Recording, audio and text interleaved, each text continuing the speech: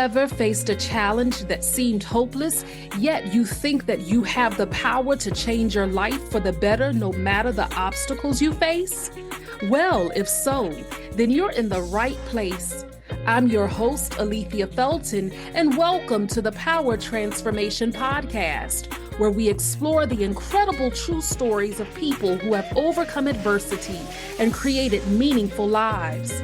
So, prepare to be inspired, equipped, and empowered, for the time is now to create your power transformation. Hey, y'all. Welcome back to another episode of the Power Transformation Podcast. I am so overjoyed that you joined me today, and I welcome you with open arms. And if you are a first-time listener, welcome, welcome, welcome. Today's guest is certainly one who is creative, innovative. She is a true entrepreneur wearing multiple hats, but also she has a story, quite a powerful story that you're going to want to hear. So I'm going to start that interview very shortly with her. I can't wait to have this discussion. And before we get started, we always open with an affirmation. And this is customary on this podcast because affirmations speak those things into existence. They reframe and reshift our mindset. They help us build resilience. They help us reach our next levels and goals in life. And that is why these are important to say and speak them aloud. I will say the affirmation once, and then you repeat it. I am a creative and innovative thinker who is filled with artistic expression.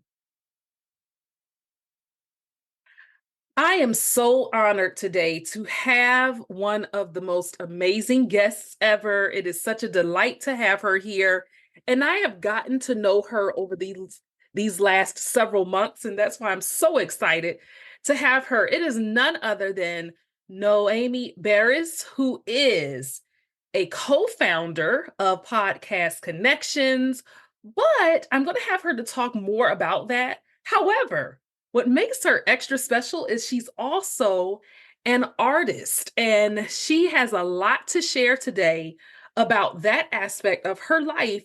And I want to welcome you to the Power Transformation Podcast, Noémi. It's so great to see you. It's so great to see you, Alethea. I'm just happy to be here. Thank you for having me. Thank you so much. And I give a special shout out to her because, y'all, she does not live in the United States. Tell the audience where you live, Noémi. I live in Cyprus, Europe. It's a small Mediterranean island. And yeah, it's a beautiful place.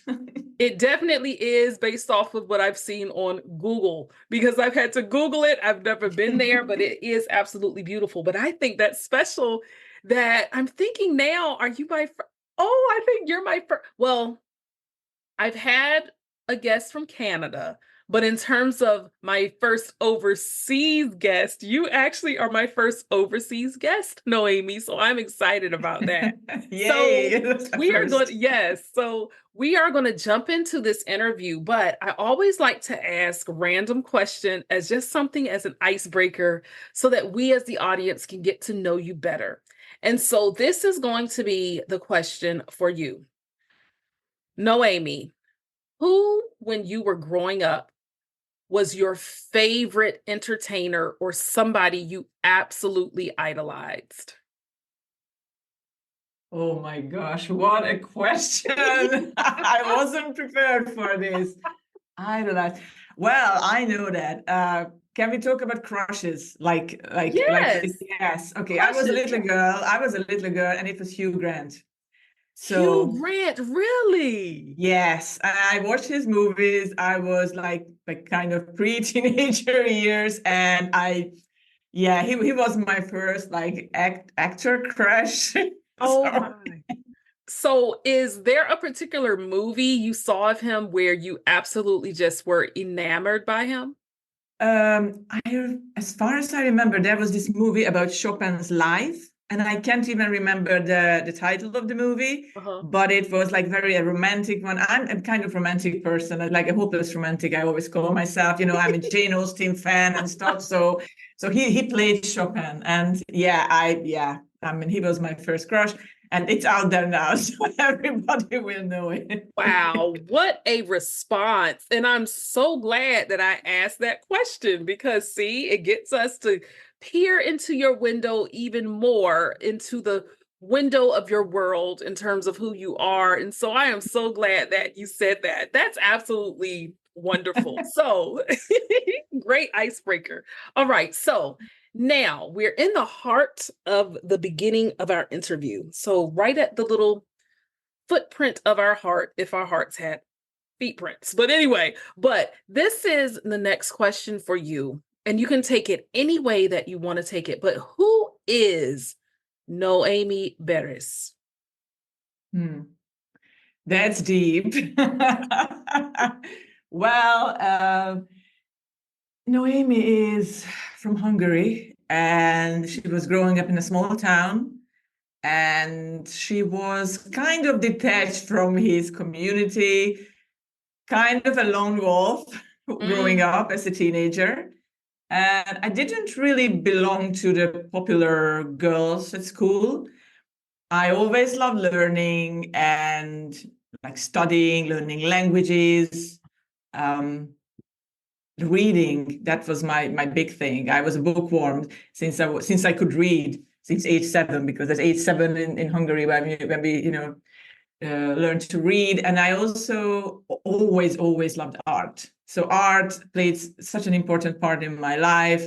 I was like, I don't know, age 5, 6, and my mom had these albums about, like very big painters and artists. And I just loved flipping at these pages and checking out these books. And they were so inspiring, the colors, the forms, the shapes. And I started to making jewelries, and I started to paint and draw, and I did everything I could by growing up. So I was kind of this artistic type girl. And then as I became a woman, I was even more attracted to art and collage making. So yes, I'm kind of this hopeless romantic collage maker, artist. Wow. And then the other half of my brain is the businesswoman. And Exactly. and I can be very like sharp, strict with myself, with other people as well. But I try to be kind and helpful. And thanks to Bob Berg and the Go Giver book, I really try to lead my life and business in the Go Giver way and not the Go Taker way. And I think that's so important. So this is kind of this businesswoman artist type person from Hungary who lived in several European countries. Yes, that's me in a nutshell. That is such a rich life in terms of the rich experiences and talents you have, and just how you have created this life where it's this dual personality in a sense. You have this artistic side of you that is free flowing, that's the creative piece. And then you have this business acumen, which of course we need creativity as business owners, but it's a very analytical, very organized and structured life in terms of that aspect.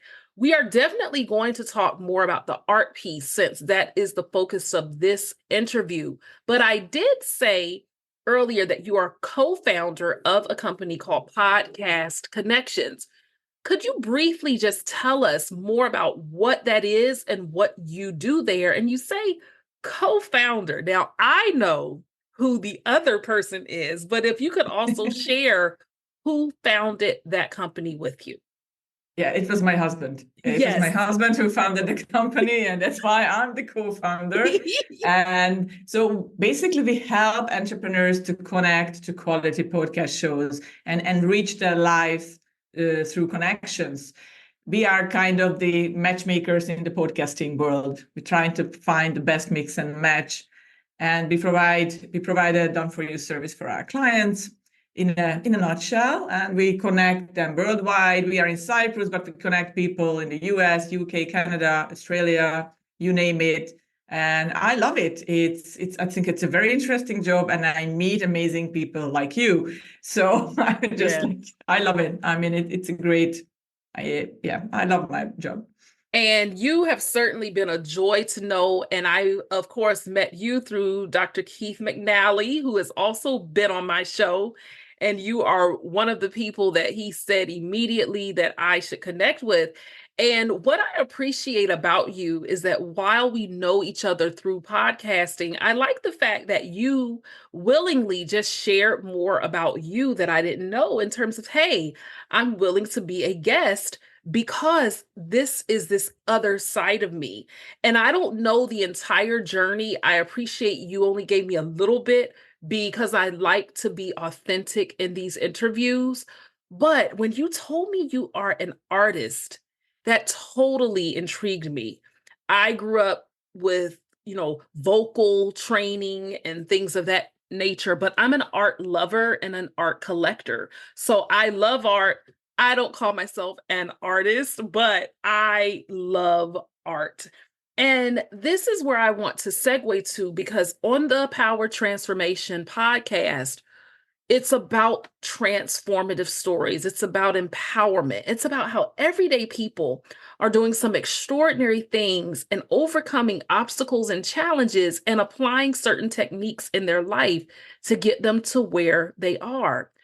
So, with you being an artist, there's a story behind that. Share with us how art became just not a hobby for you, but how it really became a catalyst of change in your life. Yes, thank you for this question, Alithia. First, yes, I lost my father to cancer in 2019 after a long battle. After like 2 years, it was very horrible, and we went through everything we could, and we tried to support him. And then I also lost my grandmother the same year. I lost my dad on my son's birthday, on my son's seventh birthday. Wow. And my grandma, just before Christmas, she had an accident and she just passed away. And so that was my 2019. Wow. So it was quite horrible year for me. Then COVID hit us, and I lost my business. And so it was a lot going on, and I had to start a new business. I had to try to cope with my grief, with my trauma, and there was COVID there. We were just in quarantine. We were sitting at home, and my son was, homeschooled, online schooled. Yes. And it was like very, very like crazy time I think from everyone, not just for me, but obviously because of the death of my father and my grandmother, it was even worse. So I tried to figure out what to do with myself. And when you are in the dark place, when you really can figure out anything, I couldn't really reach out to help. Obviously, there was my mom, who was always my rock, but she was grieving too. So we supported each other, but I didn't have any therapist, or I didn't have any coach, or no one. So what I did, I had a couple of old paintings and old canvases in my cupboard, and it's like I just took them out.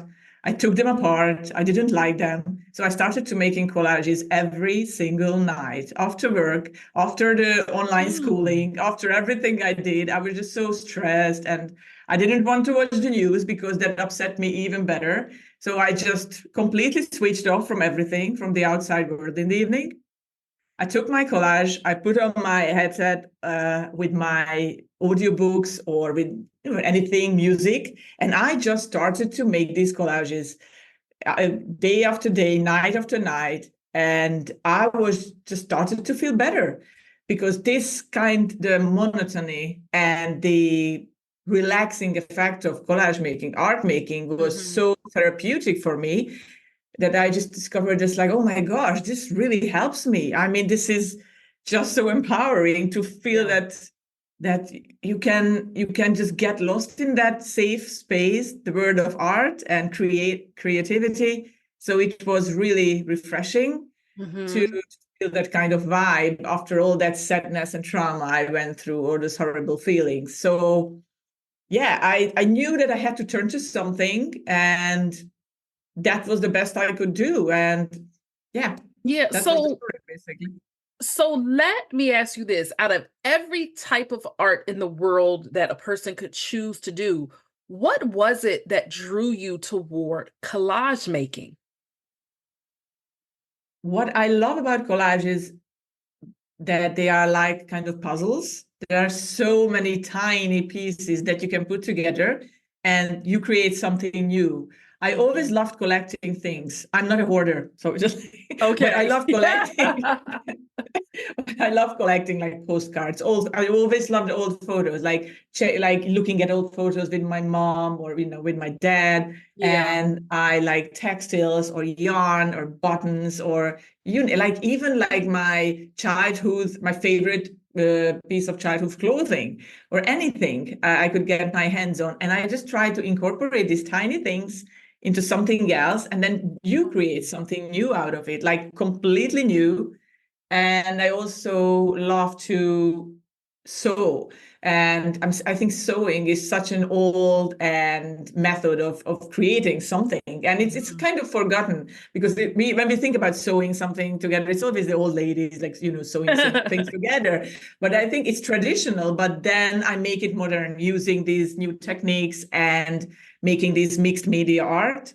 And I think it's pretty fascinating when you just have everything, so small, interesting pieces of Mhm. anything you can get your hands on, and you create something new out of it. It gives them a new meaning. When you were in, and I do think that it's true, it does give it a new meaning. And it's an interesting comparison of sorts when you compare a collage to a puzzle. And with a grief journey specifically, which was one of the key triggers to you even transitioning into that, as well as grief, just not with physical earthly losses, but grief can come in so many forms, as we know. And the Mhm. fact of the matter that your father, your grandmother passed away, you lost your business, the pandemic hit, so many types of shifts drew you to this art form and to this hobby. So, as you were making these collages and giving yourself full into this artwork, tell me also, Noémi, how it affected your emotional state. What were your processing periods like as you were putting everything into these collages? How did you really start to see that, hey, this is actually helping me? This is being very therapeutic for me. When was that aha moment in seeing the actual connection? I don't think I saw that when I was doing it. I was Mm, just doing it intentionally. And what I knew that I loved the journey, and I was sad when I finished the collage because, like, oh my gosh, I would just love to continue this and I love to add more pieces to it. But then I didn't. So okay, let's start mhm, a new one. But I didn't really think about that, why I was doing that.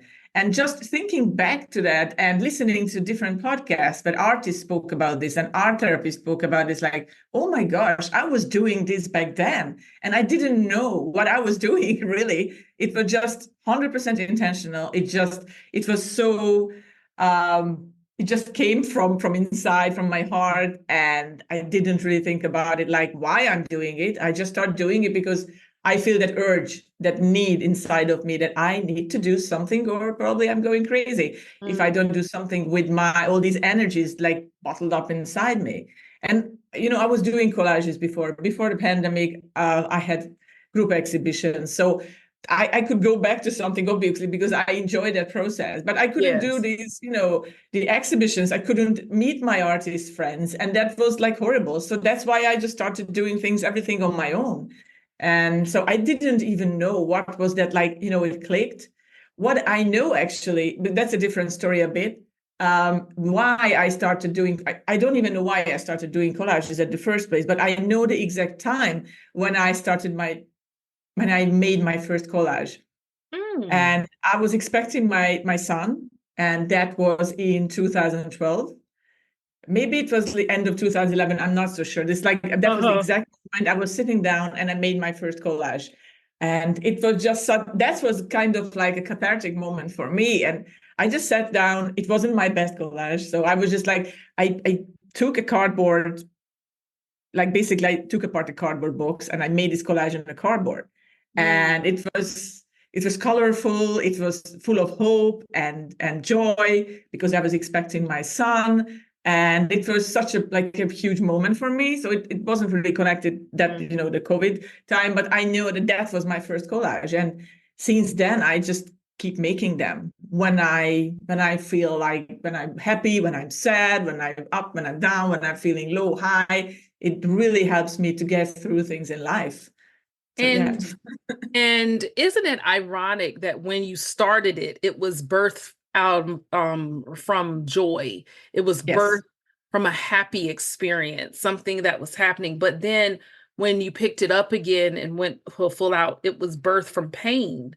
But it was a way for you to cope with your grief. Now, you shared with us that your father passed from cancer. So I'm assuming that you were able to at least death hurts either way, okay? I know sometimes people say, well, if the person was sick, you kind of know it still affects you majorly, right? So you knew that your father was getting close to his transition. By chance, how did your grandmother pass? And was that also something that was prepared for you, meaning that you had time to say goodbye, you had time to, spend with her prior to her passing, or was her passing sudden and abrupt like your father's? And how did that really affect your total everyday life in terms of transitioning into the artwork? What made you say, I'm just going to pick this back up again? I know that you said as you did it, it was helping you to stay in a state of mind where you wouldn't lose your mind. But after your grandma passed, so the question is, did you start the collage making when your father passed or once your grandmother passed also? And did you have time to kind of prep even for her passing? I couldn't prep for my grandma's passing because my dad has a long death, like 2 years suffering of Oh, cancer.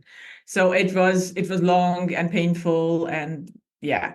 But my grandma had an accident, and so oh, she was at the hospital about for 2 3 weeks, and basically I was in Cyprus when she had the accident. She ended up at the hospital. My mom was alone at home in Hungary, and so it was horrible. And I went home, and she was feeling kind of okay-ish at the hospital. And I went to see her and I fed her, and she just wanted to see her grandson oh, and me and a great grandson, so great grandson and granddaughter like me. And then next day, like I went back home. They flew back to Hungary and met her at the hospital. She was okay, and the next day she just started to feeling even worse and worse, and she just died. So it was as if she was waiting for me to come back and say goodbye. I did, wow. but that was it. And no, Wow. I didn't start making collages. I was like, it was such a turmoil like inside of me. Plus, I had to help my mom. I'm an only child, so I don't have anyone. And so I had to organize, the funerals and everything, the wakes, and it was so much to do. I couldn't even concentrate on anything else that like helping my mom, sorting everything out, the official, the papers, everything. When you're in that kind of mode, you just go, go, go, go. You don't have time to think. You just focus on the job getting done, talking to people, inviting them to your funeral, everything. And I was there. I was really strong, and I wanted to be there for her. She doesn't have anyone else in the whole wide world, just me. Yeah. So I was there for her. So it took me time to even process this everything that happened. And when I started to making collages, that was 2020, March, April. And so about like 4 years ago again. So I picked it up, but I couldn't do it right after it. I was just too occupied with everything, and I just didn't have that kind of space. I was just happy just to, put my head down the pillow in the evening and try to sleep. Wow. And that was Wow. it. So there was so much going on. Yeah. And I know that art can be very soothing and art Mhm. can bring so much solace to people and just tranquility and calm and peace. What exactly, Noémi, did the art making, did the investing the time in the collages? Talk to us about how did that really begin to transform and change the trajectory of your life? I mean, I could express emotions that otherwise I couldn't express anywhere else, because art is a How safe so? space. How? It's like no matter how disturbing your art is, because I made some digital collages and they were Um, like really dark. So if could anyone saw those, I mean, and I shared them on Facebook and I shared them on Instagram, and my friends and people that follow me, they told me it's like, oh my gosh, this is like deep and this is very oh, painful. But I knew that you may think your project is, which is just, it's so dark and so, oh my gosh, what is going to do to herself? Is something going on with her? But it's so much healthier than you put it, put it out there, than keep it bottled up inside your body, because you just need to get it out. And yeah, you can be on medication. Yeah, you can go to therapists. You can do this or that. But I mean, it's also a safe form. mhm, So it really helped me to express my deepest, darkest, most mm. painful emotions in these dark collages. And it wasn't the hands-on collages I made, but especially the digital ones. And I remember that now you're asking me, something came back to me, that like Mhm. why my dad was in transition. I was at home with him. I was sitting next to him in the room, and he didn't really talk to me anymore. He didn't really communicate. I mean, he was in pain, but I was there for him. And so I started to make this. My laptop was on my lap, and I started to make these digital collages. And Oh, and it was, yeah. And you asked me, it's like, did I make collages? And now it hit me. It's like, yes, I did actually. I did a couple of those, and just sitting there with him. And mm, yeah, those were like really dark ones. So when you're just losing someone like day by day, the strong man that you were dead and yeah. always protected you from everything, and he was just fading away in front of my eyes to like a baby like person. That was hard. So, and I needed to get that out of my system, and so that's why I need to do something. So I started to do digital ones, not these hands-on ones. And Yeah. so once it's so interesting though how that was almost in a sense, and I'm no therapist, I'm a coach, but I'm not a therapist, but it's almost as if it was a repressed memory of Mm. you making that digital collage with your father, well, in your father's presence, and how it didn't dawn on you until then. So it's almost as if the bond and the connection that you had with your father, it's almost as if a part of his spirit and his memory lives on even in that form of you making Yeah. the collage. Although you started doing them years prior, it's just interesting how in that moment of his transitioning, something inside of you triggered you to say, you know what, I'm going to do this to help me get through. And so, for a listener who may say, yeah, I like art, occasionally I even like to dabble in it, but it's just something fun for me. Noémi, talk about the truly transformative power of artwork. What can it do to a person's emotional, spiritual, mental, tapping on the holistic aspects of art? What can it do to a person? Give us about maybe 3 to 4 things that art can do to really be holistic and healing for people. Yes, that's an amazing question. Thank you. Art promotes relaxation. So because of the monotony, because of this is a repeating task you're doing, especially when sewing or crocheting or drawing or mandala making. I'm doing an art therapy and positive psychology course at the moment, and Oh, it's so fascinating that when you, for example, color mandalas, like you can just print out these mandala pages, or you can buy mandala books or anything. You need colored pencils, and you just color them. It's so soothing. It's so amazingly relaxing to do something like that. So art promotes relaxation, and you really it can provide a very much needed break from your day-to-day tasks and the demands of your daily life. So I think that's really important. As I mentioned before, art can really help to express emotions, the difficult ones that you can't put into words, but art can bring them alive, and it provides a safe space and non-judgmental space, which is also important, to explore and express emotions. And no, you don't have to put them out there and share it on social media. You can just keep them in a folder for yourself. You don't have to show it to anyone. You don't have to sell them or whatever. It's this for you. Art can also promote mindfulness. It's for me and for so many people, it's kind of a meditative practice. I do meditation, but what I noticed and I realized that when I do meditation and when I do art, I feel exactly the same way. Like I'm meditating for, I don't know, 20 minutes. 20 minutes art making has exactly the same effect on me. It's just so soothing.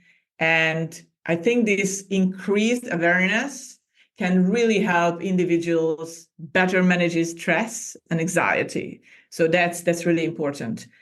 And art can also prove self-esteem. And it's creating art can be such a powerful way to boost self-esteem and self-confidence. I mean, seeing a finished piece of artwork, it just, it can provide a sense of accomplishment and pride. And it's like, oh my gosh, I did this.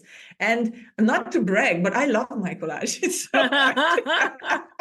And I know that this podcast is audio only, but I see one directly behind you. Yes. The one that's really colorful. And I love colors. And I'm seeing that, and I'm like, oh my gosh, that's so beautiful. Thank you. I appreciate it. No, I really like them. And because I'm, sewing together my memories and my family's memories, these photos, like pieces of fabric or postcards, anything, they were from my childhood, from my past. And it's so good to see them in like a different, different environment. And then I can, see them every day. So it's just part of my life. And I don't want to sell them. I would love to have an exhibition, and I'd love to have like a coffee table book and based on these collages, like with nice photos. And I would love to share and tell my story, write down the story behind every single collage, because there's always a story. Like in podcasts, for collages, there's always a story to tell. And the last one I would mention about art's healing and holistic spectrum is art can really foster social connection. It can be a social activity. It wasn't for me, because obviously for me, art is very private. When I'm creating something, I just enjoy to be alone and just focus on my work, my art, my music, my books, and I'm in a different space. I mean, like, I'm in this bubble that really like comforting and like hugs me, and it just gives me joy. But for some people can be a social activity that really brings people together, because in old days, when the ladies, I know that in the US, they've been making this patchwork, how do they call this? Quilts. Fields, they were making them together. They're getting together, talking. Yes. It was a social activity. Like in Hungary, like people were sewing, like old ladies got together, and they were not so old back then, obviously younger, or they were singing together, and they were working together while singing. And it brought them together. So it really fostered a social connection between people. And so individuals can feel more connected and less isolated, and when doing art together. So I think that's the beauty of it also. So yes, so there are a lot of amazing benefits of art and art making. And you don't have to be, I always emphasize, you don't have to be an artist in order to do this. You can scribble, you can draw, you can just, use crayons, anything. Just use it. And I love that. Yeah. And I was going to actually bring up that your collage that I see there, it does remind me of the American quilts and how Mhm. quilting is truly an art form that has been passed down to so many generations. And just like with your collages, each patch of the quilt, and for people that might be Mhm. overseas or aren't sure, quilt is spelled Quilt. And with the quilt, usually you might call it a patchwork quilt, things like Yeah. that. But with a quilt, you might take something from a piece of clothing or fabric that belonged to somebody that you loved or knew, and you piece them together.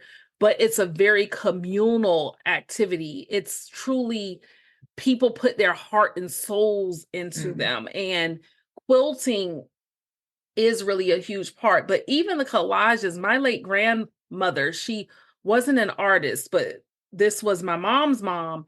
Right now in my parents' place, they have this huge piece of artwork, and it was a collage that my late grandmother made years ago.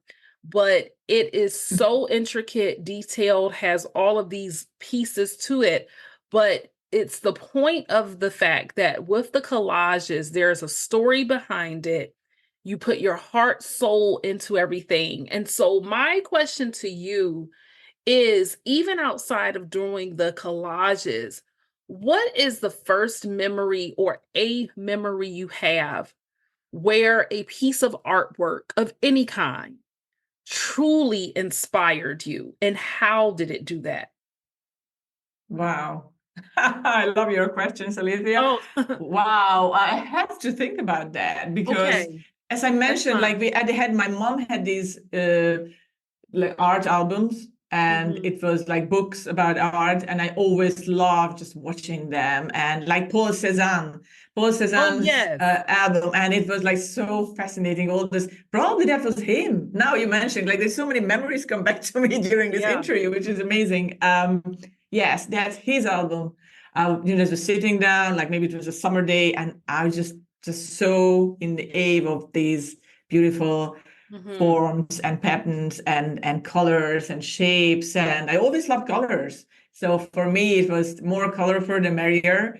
And yeah, I was really inspired. Plus, my parents always took me on trips to different part of Europe. And that was like a special trip to Venice, to Italy.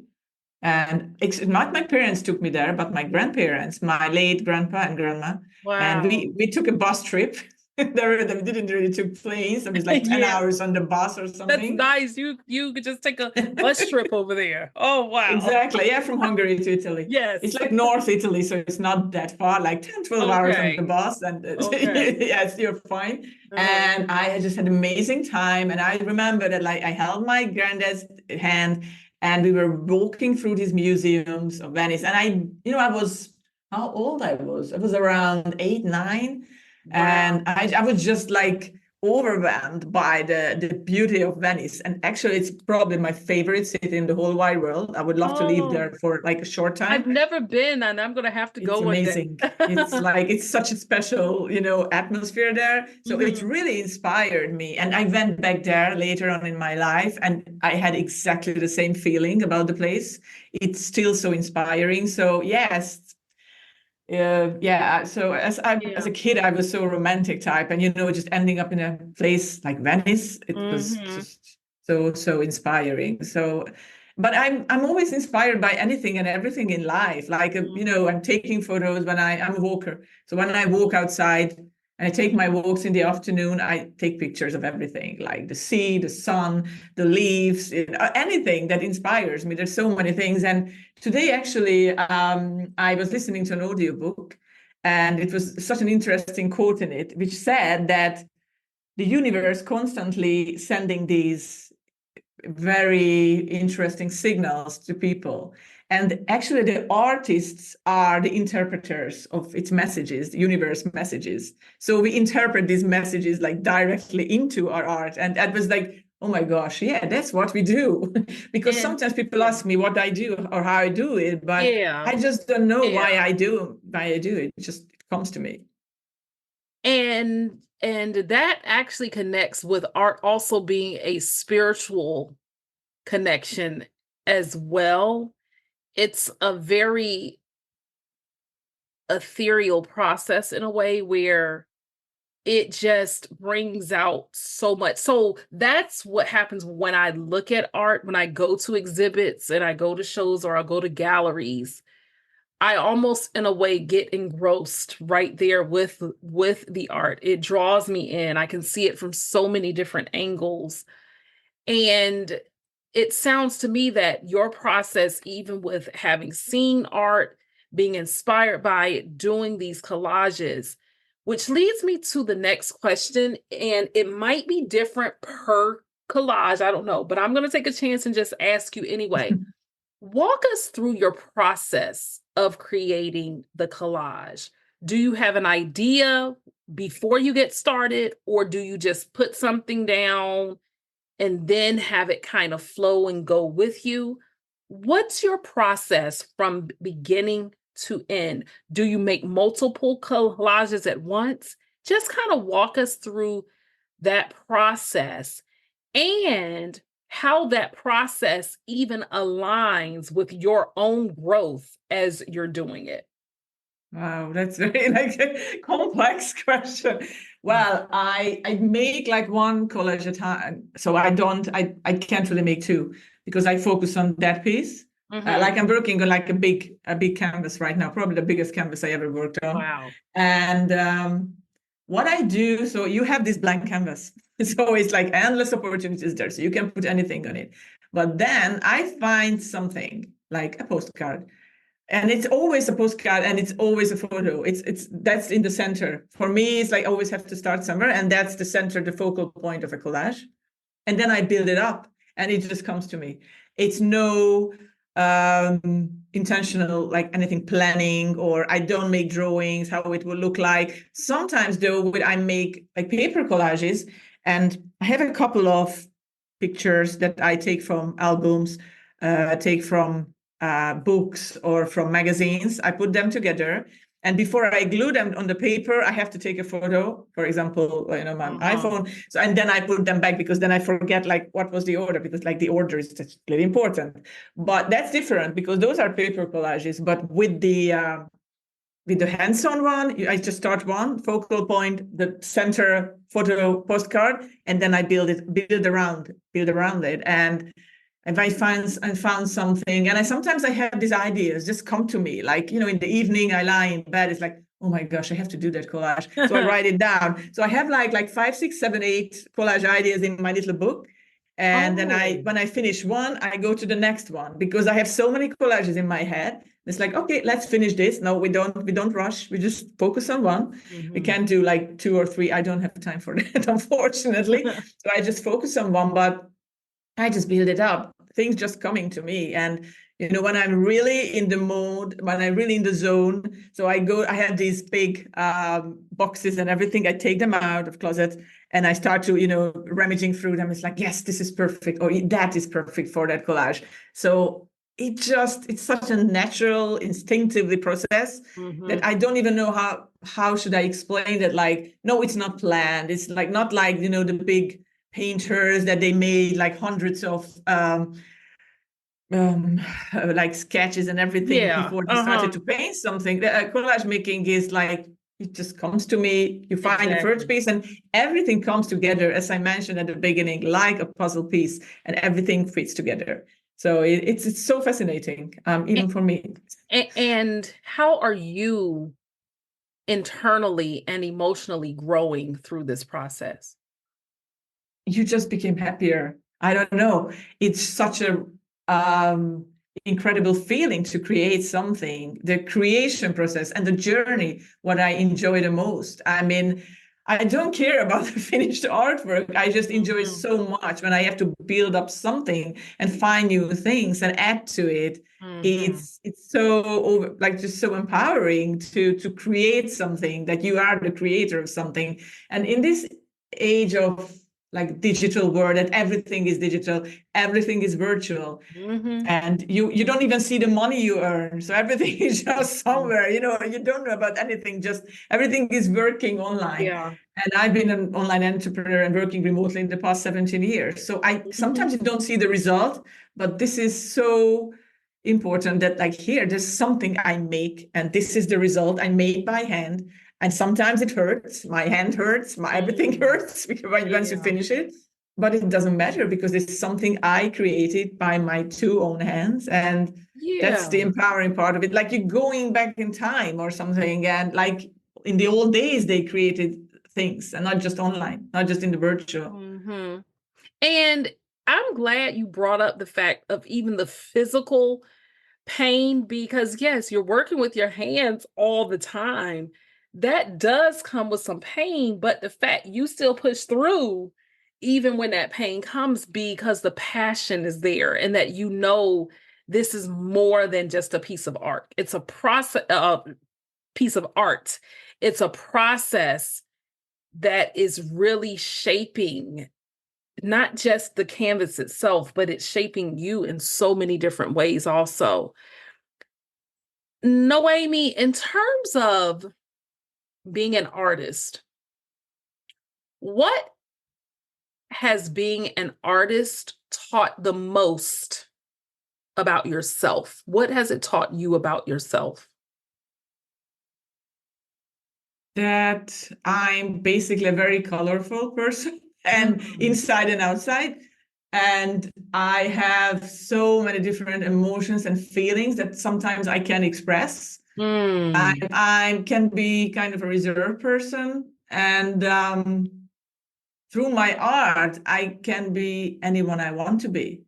And that's just so interesting. And yeah, it's so interesting. Yeah, it just that I'm capable of making things and creating things.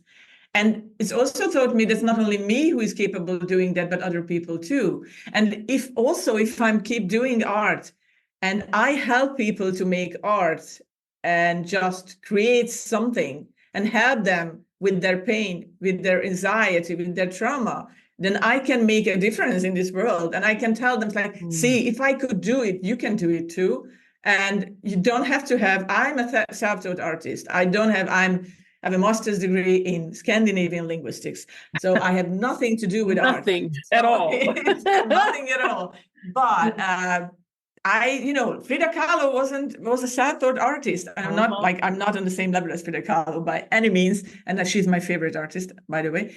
But you can be anything you want, and you can do anything you want. And if I can help people with this and help to ease their pain and stress, I mean, I think that's so powerful. And in my own little way, it's just like if I can have just one person to figure out things in their life and just be more peace with themselves and more relaxed and help to just cope with trauma and stress. If they listen to this intro, it's like, okay, let's try something.